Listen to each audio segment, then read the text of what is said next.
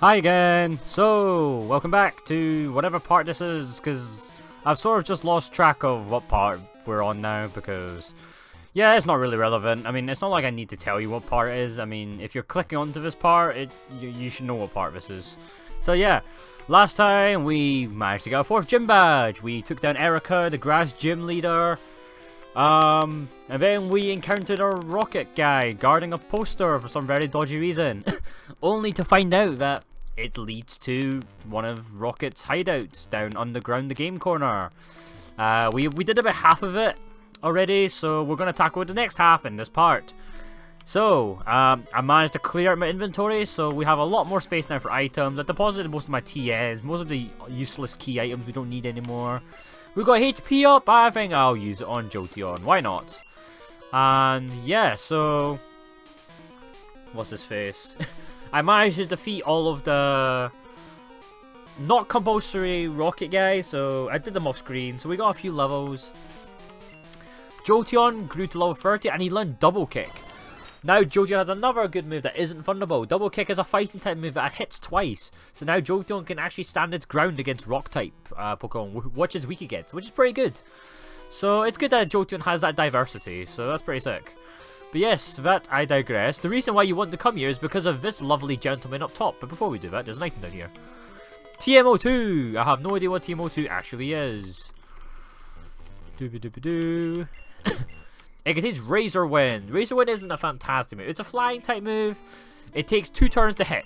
You charge up the first turn, and then you hit them the second turn. It's not a great move, so I don't recommend really using it at all. So, but yes, this guy is very, very important. The elevator doesn't work. Who has the lift key? This guy, everyone knows this guy. If you've played Pokemon before, you'll definitely know who this guy is. One of the funniest criminals you will ever see, ever. He's a funny bloke. So let's take this guy out with ease. Primeape got to level 30 as well, which is pretty good. So yeah, Karate Chop is still an absolute beast. So always good. But yeah, as you can see, most of the Team Rocket guys usually have like the same Pokemon. They all have Koffings and Ekans and Rattatas and Zubats. You know, the boring, unoriginal Pokemon that no one cares about, basically. Yada yada yada. Next Pokemon's a Zubat. Oh god. Gotta fall asleep at this rate. Finish with Karate Chop and boom, amigo. There we go. So this guy is compulsory. You do have to fight this trainer if you want to progress with the story. So yes, and Prime grew to level 31. Awesome stuff. No! This part is the funniest part. Oh no! I dropped the lift key! Like, I don't understand how losing a Pokemon battle can make you drop the lift key. So yes, you have to fight this guy if you want to get this key. So yes, he really, I don't know how he passed through the Team Rocket like training school. Because, you know, it's kind of like Criminal 101 to be able to understand that you don't drop precious belongings. But hey, now that we've got that lift key, we can finally progress onwards onto the elevator that we saw before. And my screen's bouncing out because that's what happens when your Pokemon gets poisoned. Every couple of steps your Pokemon loses health and the screen spazzes out like crazy. So to stop you guys from suffering like minor seizures, I am going to go quickly heal up Primeape, and I'll see you in a second. And we're back, guys. So I've just fully healed up and we're back at the elevator that we saw before. If you want to know how to get to the elevator, it's on the 1st floor. You just go down one set of steps and you do the spinny arrow pad things and you'll be here. So now that you've got the lift key, just enter the elevator and it should automatically work. And now you see we're currently on the 1st floor right now. I think we're on the 1st floor? I don't know. Okay, maybe not. Okay, the 1st floor, it takes you here. Okay. Yes, this is the 1st floor. There's nothing we can really do here apart from this one rocket trainer. You know what? Let's fight him. So, just because I'll probably forget about this guy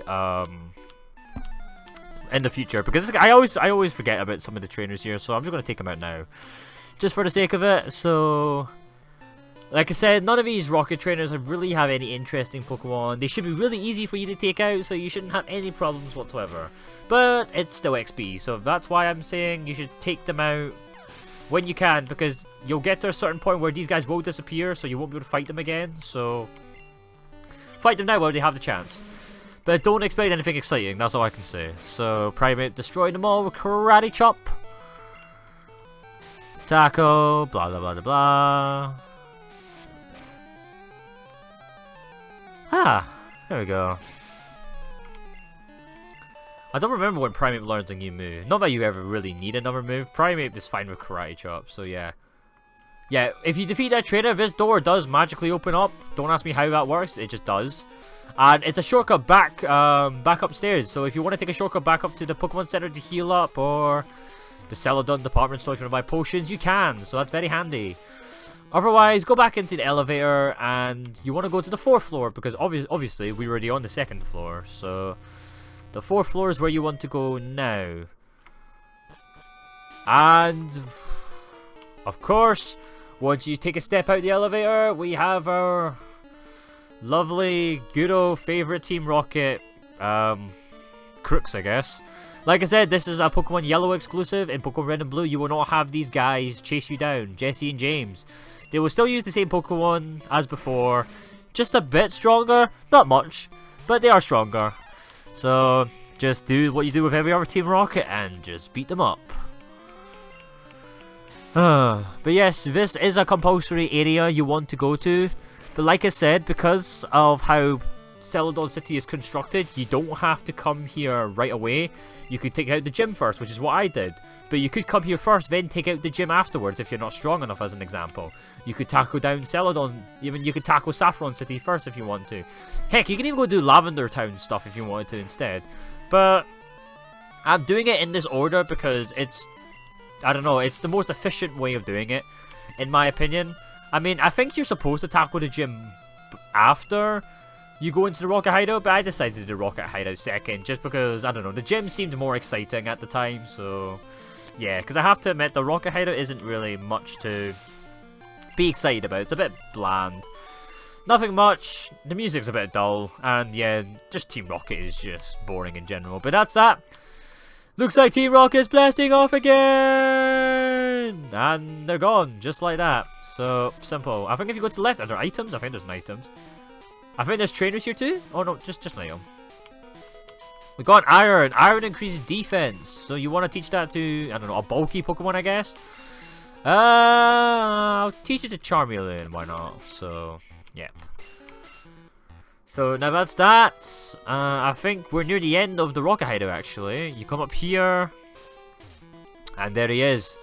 Who is this man? The big man himself? Well, let's have a talk and find out.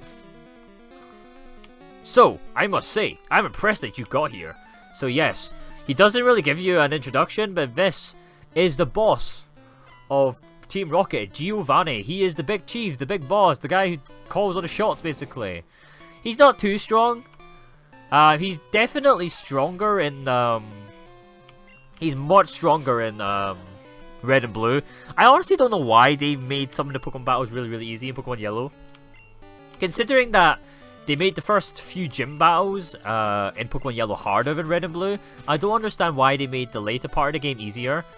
I mean, I guess that was the way of trying to forgive you for fucking up the first part of the game. But to be honest, I think the game's I think Giovanni's boss fight is much more interesting in Red and Blue than it is in Pokemon Yellow, but I digress. He has a Rhyhorn. The first time we'll see one of those. It's a ground type, so you want to switch to your water type. Rhyhorn's quite a powerful Pokemon. It's quite slow, but it has a lot of power, so you got to be careful. However, with a simple bit of Water Gun, Bubble Beam, whatever you want to do, you should be able to take it out pretty confidently. I still kind of wish I still had Bubble Beam. Like I said, I did not mean to delete it last part around, but oh well, it's not a big deal, like I said, because we're going to get a new water type move soon, so it's not that big of a deal. Leer lowers defense by 1 stage. I don't really need this at all, so just forget that. His last Pokemon is Persian. Persian is one of the fastest Pokemon in the game, apart from Jolteon, so you want to be careful of this Pokemon, because it can also launch Slash, and like I said, Slash is based on how quick your Pokemon is, so obviously having a Pokemon like Persian who's also really quick and having Slash, it can be one of Giovanni's most powerful threats, so you want to be careful. So just try to take it out while you can. Giovanni use a guard spec there. Guard spec means that you can't critical hit this Pokemon. So that's a good way of stopping bullshit karate chops, I guess. But it doesn't matter because either way, we've beaten Persian and Giovanni is down just like that. 900 XP, pretty good. What? This cannot be! And yes, once you beat Giovanni, he gives you something that's quite important. I hope we meet again. He'll leave behind an item that you do need to get if you want to progress with the story. The Silph Scope. If you want to know what the Silph Scope is, basically it's an item that lets you see ghosts. As you remember in Lavender Town, we weren't able to see those ghosts and we were not able to encounter those Pokemon and would have been unable to progress with the story. Now with the Silph Scope, we can. So obviously, now that that's done, we can finally go back to Lavender Town and sort shit out there. Like I said, these guys will disappear after you've beat Giovanni, so that's why I recommend fighting these guys first before fighting Giovanni if you want to get extra experience. But once you've gotten the Silph Scope, we are done with the Rocket hideout. So yes, you do need that Silph Scope, which is why we had to come here first. But sick, now that we've finally done that, we could go back to Lavender Town, but I have better ideas that we can do. If you head to the left, there's some interest that you want to do in the left-hand side of Celadon City. You go over here. There is this big fat fuck that is blocking the road. It's the same one that we saw back at Vermilion City, actually, a couple parts ago. A sleeping Pokemon blocks the way. At the moment, there's nothing we can do about it, but there is a tree here. And trees are meant to be cut down, so get Sandshrew to cut it down for us. Boom. There's some wild grass in there if you want to find some wild Pokemon. If you're wondering why I'm not explaining what wild Pokemon appear in these grasses, because, well, I don't know. If you can easily just look it up if you really give a shit, but I don't, so that's why. How'd you get in? Good effort. Because I'm a boss, that's why. Deal with it, bitch. But yes, once you go to the back here, you get to the back of this place. There's nothing here but this one house, but this one house does have something that you do want to get. It's not compulsory, but it is quite useful. In fact, it's very useful, actually. Firo. Okay. But yes, if you talk to this girl... Oh, you found my secret retreat. Please don't tell anyone here. I'll make it up to you with this. And she'll give you HMO2, another hidden machine. HMO2's Fly. It will take you back to any town you visit before. Yes. If you teach Fly to a flying type Pokemon, you will be able to backtrack to any town that you've been to before without having to walk back. It's definitely very handy if you want to go back to other towns without having to walk or take a bike. But because we don't have a flying type Pokemon yet, yeah, we can't really use it. So, but I did want to pick it up just because in case you do have a flying type, you'll want to use it. Trust me, I will be using Fly, but just not now because obviously we don't have a flying type just yet. But now that we've done that, let's head back to Lavender Town, shall we? So I'll see you in a second. And we are back. So now that we've got the Silph Scope, we can finally enter Lavender Tower and actually do something useful in this tower. And once again, we're going back to the old creepy, depressing tone. Yeah, not the best, but what can I say? But basically, Primeape will pretty much have no use here whatsoever because all the Pokemon here are ghost types, and because fighting types can't do anything to ghost types, we're sort of out of shit luck. So let's give Jolteon the shot because he's level 13. He hasn't had that much. He doesn't have much screen time basically. So let's deal with that. But like I said, we could have fought Asshat now, but because I fought Asshat earlier, we don't have to do it. But yeah, like I said, I like that it gives you that freedom and diversity. Now let me show you what happens when we find a wild Pokemon if it lets me encounter it. With the Silph Scope, we can actually encounter a Pokemon. Ghastly. Ghastly is the only ghost type in this game. If you want to get a ghost type, well, if you want to get a Pokemon for your team, Ghastly is a very good option because Ghastly evolves into a very good Pokemon in the form of Gengar. Gengar is a very powerful ghost type. It's very quick, it does a lot of damage, and yeah, it's everything you want in a Pokemon. Unfortunately, if you want a Gengar, you will need to trade it with a friend, which unfortunately I cannot do, so that's why I'm not getting Gengar. But yes, like I said, there are a bunch of trainers here that you can fight. The thing is, you can fight these trainers without a Silph Scope and you'll still be able to see their Ghastly. I guess the reason they did that is just in case you didn't have the Silph Scope, at least you're not trapped It means that you're not trapped in the Pokemon battle, because it would just kind of mean you're stuck in the game. There'll be nothing you can do. So you can come here first and fight all the trainers and tackle it now if you wanted to. So you're wondering, why should I need the Silph Scope? Because, you know, so far we only ever need the Silph Scope for wild encounters. And obviously, if I'm using a Super Repel, should I technically not need to use the Silph Scope ever? No, there will be a point where you have to use the Silph Scope. Trust me. We're going to get to it, actually, in quite a short time, actually. Maybe in a couple minutes. But yes, these guys, just random trainers you can fight. Some of these are compulsory, some of these aren't. Good XP either way, but most of them pretty much only use Ghastly. So, yeah, get ready to see a lot of these guys. Yeah. But it's Pokemon, innit? You gotta fight these guys, get the experience to be a Pokemon master.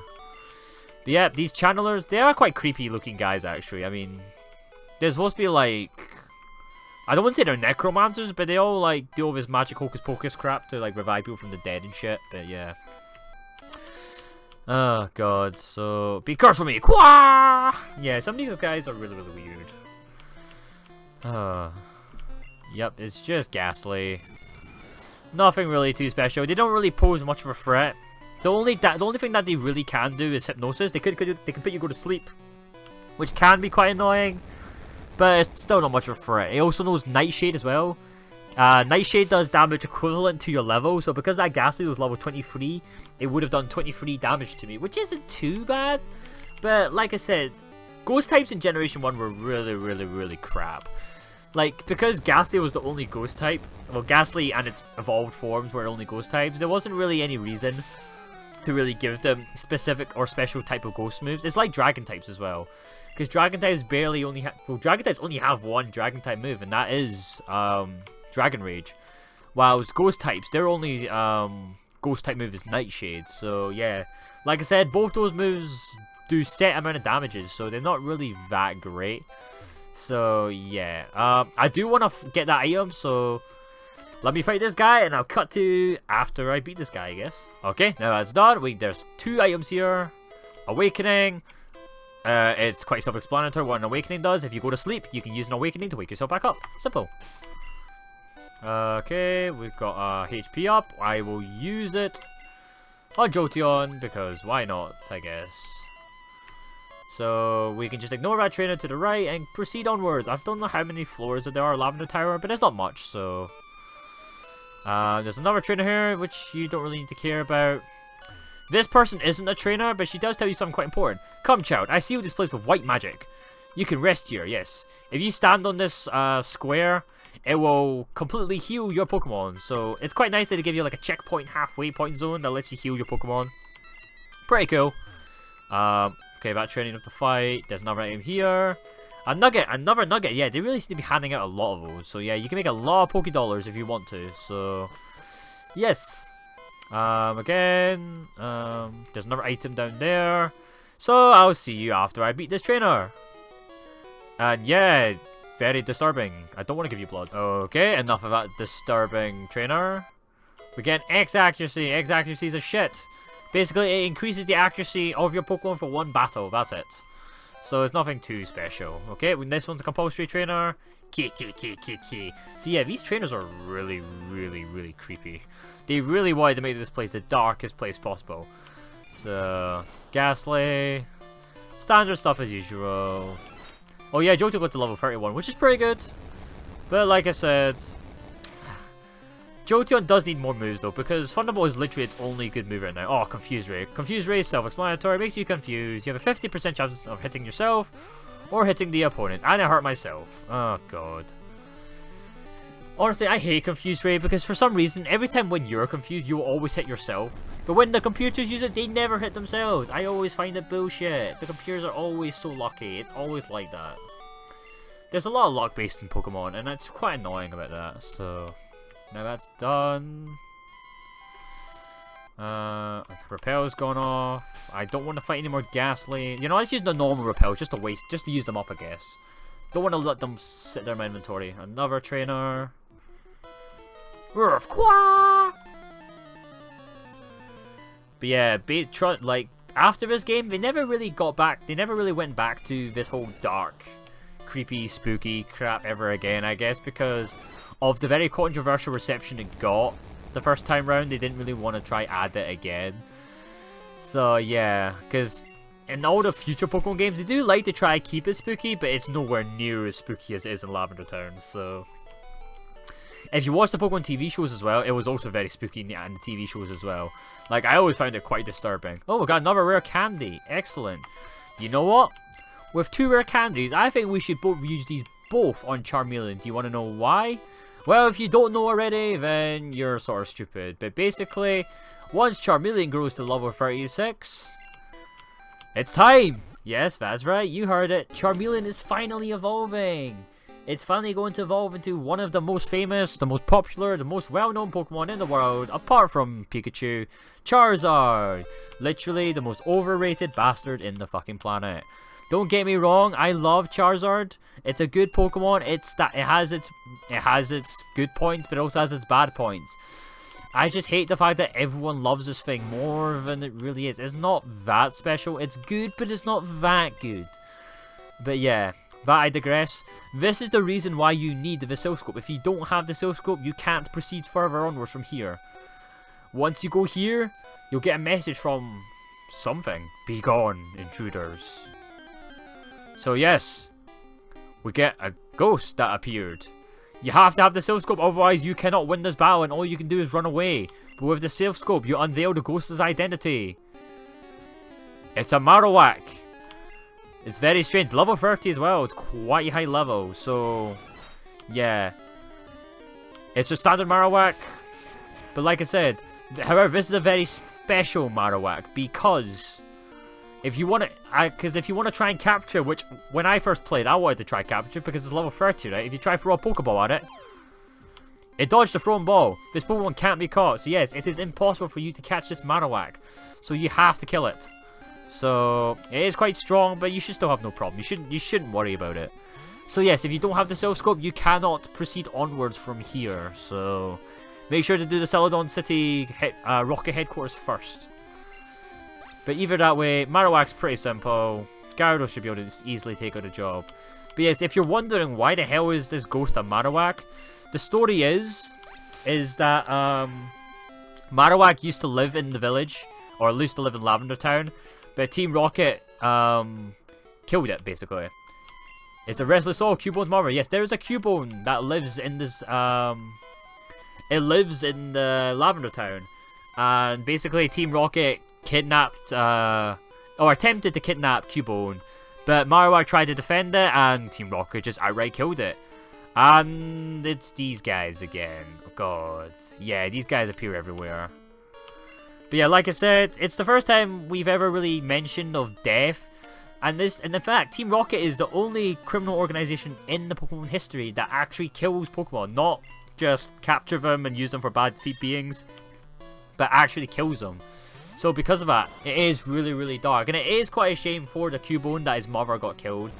And that's why Cubone's mother, Marowak, was just sort of hovering around the Lavender Tower, restless, trying to tell people to stay away from the dangers that is Team Rocket. But once you finally beat it, it finally gets put to rest. It goes back to the afterlife, and I guess I wouldn't say it's a happy ever ending, but happily ever after. But you know, it's a good resolve to what could have been a very, very bad way to solve it. But yes, Jesse's Ekans evolved into Arbok, which is pretty good. But even if they evolve, they're still a joke, so you don't have to worry about that. If you watch the Pokemon Origins, like the Pokemon Origins TV show, which you really should, by the way, because it's a definitely I must watch. It's a TV short, which is based off the Pokemon Red and Blue game, and it's just an animated version of the game, basically, and it's a really, really good TV show that shows off all the different parts of Generation 1. And one of the parts that they showed off was the Lavender Tower with Marowak getting killed, and it was really, really dark, and man, they really wanted to emphasize how cruel Pokemon can be. I mean, you know, we all talk, I'm sure everyone when we were young wanted Pokemon to be real one point or another. I swear, when I was young, I wanted Pokemon to be real. But I think this was the game that sort of made you go back to reality and think, you know, it wouldn't be... Pokemon isn't all so happy, lovely, doubly as you think it is in the video games. There is dark sides to it, such as these criminals killing Pokemon like Marowak. You know, I just found that really, really shocking that they put this in a Pokemon game. But I guess it was the very first Pokemon game, I guess. So, looks like Team Rocket's blasting off again. But yeah, like I said, Team Rocket are a joke. They're easy. But like, if you played Pokemon Red and Blue, instead of fighting Jesse and James, you would have to fight about 4 Team Rocket trainers in a row, like Team Rocket grunts basically. But because it's Pokemon Yellow, you don't need to do that. Once you get to the very top of the tower, however, after beating Jesse and James, there's this guy. Mr. Fuji, huh? You come to save me? Thank you, but I came here of my own free will. I came to calm the soul of Cubone's mother, which is Marowak, of course. I think Marowak's spirit has gone to the afterlife. I must thank you for your kind concern. Follow me to my home, Pokemon house at the foot of this tower.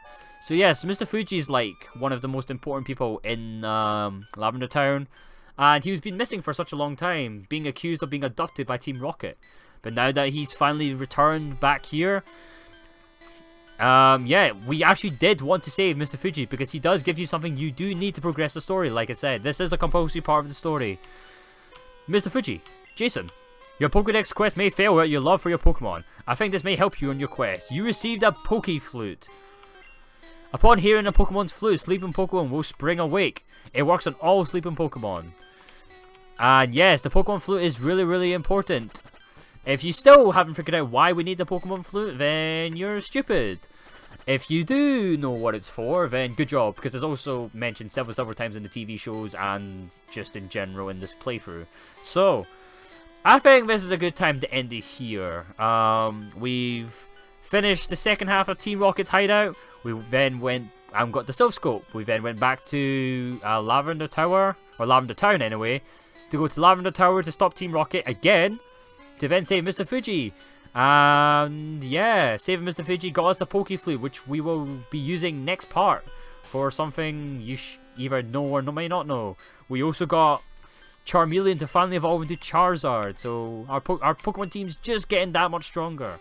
Once again, guys, thank you very much for watching, and as always, I hope you have a fantastic day, and I'll see you all in the next part. Thank you, and goodbye.